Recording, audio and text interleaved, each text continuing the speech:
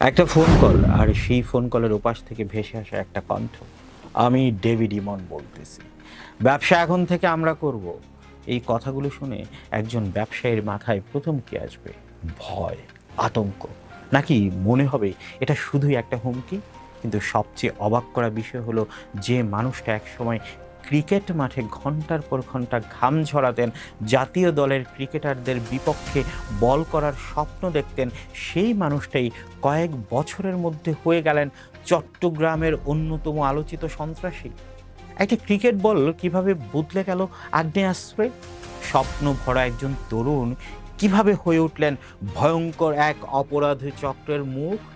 আজকের গল্পটা শুধু একজন মানুষের নয়, এটা দেখিয়ে দেয় ভুল সিদ্ধান্ত কখন পুরো জীবনটাই উল্টে দিতে পারে। আমি ডেভিড ইমনের কথাই বলছি। একসময় চট্টগ্রামের কাজীর দেউলি জেলা স্টেডিয়ামে ক্রিকেট নেটে নিয়মিত অনুশীলন করতেন মোবারক হোসাইন, যাকে পরে সবাই চিনতে শুরু করে ডেভিড ইমন নামে। বাঁহাতি স্পিনার হিসেবে তাকে নিয়ে অনেক কোচই আশাবাদী ছিলেন। জাতীয় দলের ক্রিকেটাররা চট্টগ্রামে অনুশীলনে এলে তাদের বিপক্ষেও বল করার সুযোগ পেতেন তিনি। যারা তাকে তখন দেখেছেন তাদের অনেকেরই বিশ্বাস ছিল, পরিশ্রম ধরে রাখতে পারলে একদিন বড় ক্রিকেটার হওয়া অসম্ভব ছিল না তার জন্য। কিন্তু বাস্তবতা অন্য গল্প লিখেছে।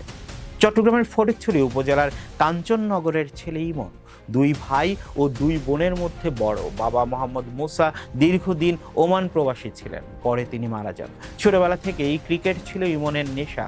সাইকেল চালিয়ে ফটিকছড়ি কলেজ মাঠে অনুশীলনে যেতেন। পরে নগরের অক্সিজেন এলাকায় খালার বাসায় থেকে নিয়মিত ক্রিকেট প্রশিক্ষণ নেন।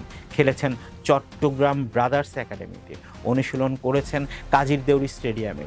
রহমানিয়া উচ্চ বিদ্যালয় থেকে এসএসসি পাশ করলেও কলেজে ভর্তি হওয়ার পর আর এইচএসসি পরীক্ষা দেননি তিনি। ধীরে ধীরে ক্রিকেট থেকেও দূরে সরে যেতে থাকেন। এরপর জীবনের মোড় ঘুরতে শুরু করে। 2020 সালে করোনা মহামারীর সময় তিনি ছাত্রলীগের রাজনীতিতে সক্রিয় হন। চট্টগ্রাম উত্তর জেলা ছাত্রলীগের সাবেক সাধারণ সম্পাদক আবু তৈয়বের ঘনিষ্ঠ হিসেবে পরিচিতি পান। 2022 সালে ওমানে যান তিনি। প্রায় এক বছর পর দেশে ফিরে আসেন। এরপর আসে 2024 সালের 5 আগস্ট। রাজনৈতিক পট পরিবর্তনের পর আত্মগোপনে চলে যান ইমন। তখন তিনি চট্টগ্রামের বাইজিদ বুস্তামি এলাকার আতরের ডিপো এলাকায় অবস্থান শুরু করেন। সেখানেই পরিচয় হয় আলোচিত শীর্ষ সন্ত্রাসী সাজ্জাদ হোসেনের সঙ্গে, অর্থাৎ সেই ছোট সাজ্জাদ হোসেন। পুলিশের ভাষ্য অনুযায়ী এরপর থেকেই শুরু হয় অপরাধ জগতের নতুন অধ্যায়। অক্সিজেন এলাকায় জুট ব্যবসার নিয়ন্ত্রণ নিয়ে সংঘর্ষে সক্রিয় ভূমিকা রাখার কারণে বিদেশে থাকা শীর্ষ সন্ত্রাসী বড় সাজ্জাদের নজরে আসেন ইমন। ধীরে ধীরে তিনি বাহিনীর গুরুত্বপূর্ণ সদস্য হয়ে ওঠেন। ছোট সাজ্জাদ গ্রেফতার হওয়ার পর সেই নেটওয়ার্কের নিয়ন্ত্রণে বড় একটি অংশ ইমনের হাতে চলে আসে বলে পুলিশের দাবি। এরপর একের পর এক গুরুতর অপরাধে তার নাম জড়াতে থাকে। পুলিশ বলছে তার বিরুদ্ধে হত্যা, চাঁদাবাজি, অবৈধ অস্ত্র রাখা সহ মোট 15টি মামলা রয়েছে। এর মধ্যে রয়েছে 2025 সালের 30 মার্চ বাকলিয়ার জোড়াখুন, 23 মে পতেঙ্গা সমুদ্র সৈকতে ঢাকাই আকবর হত্যা, হাটহাজারির জোড়াখুন, চান্দগাঁওয়ের আফতাব হত্যা, এমনকি একাধিক আলোচিত মামলা।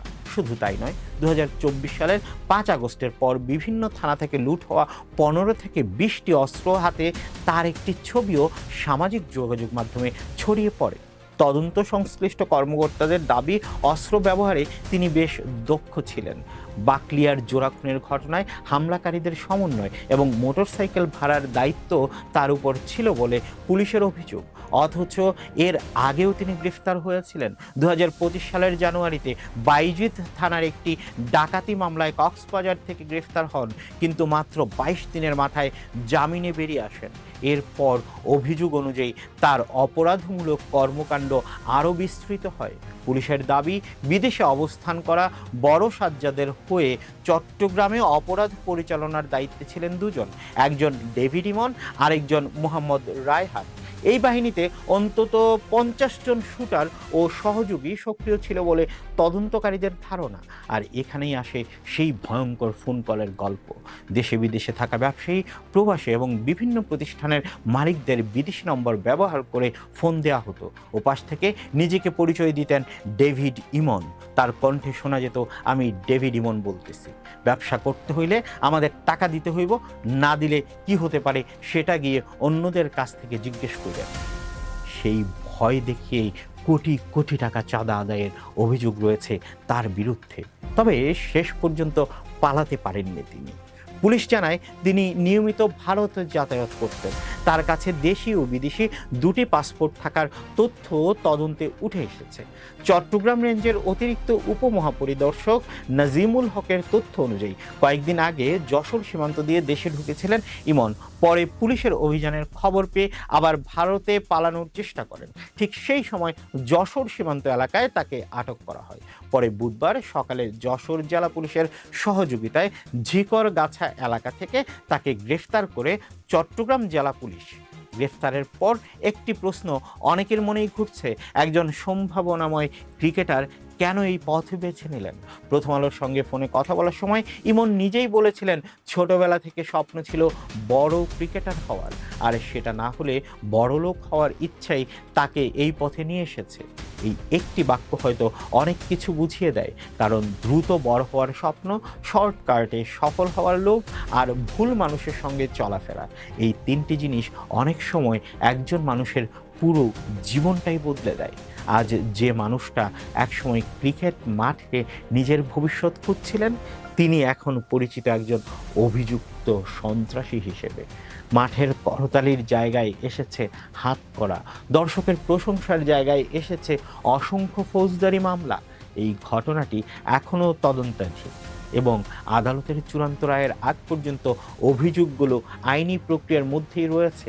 তবে একটি বিষয় পরিষ্কার, স্বপ্ন আর বাস্তবতার মাঝখানে মানুষ যে সিদ্ধান্তগুলো নেয়, শেষ পর্যন্ত তার জীবনকে সেই সিদ্ধান্তই সংজ্ঞায়িত করে। আপনার কি মনে হয়, ডেভিড ইমনের জীবন কি শুধুই ব্যক্তিগত ভুল সিদ্ধান্তের ফল, নাকি এর পেছনে সমাজ, রাজনীতি, অপরাধ চক্র এবং দ্রুত অর্থবান হওয়ার সংস্কৃতি সমানভাবে দায়ী?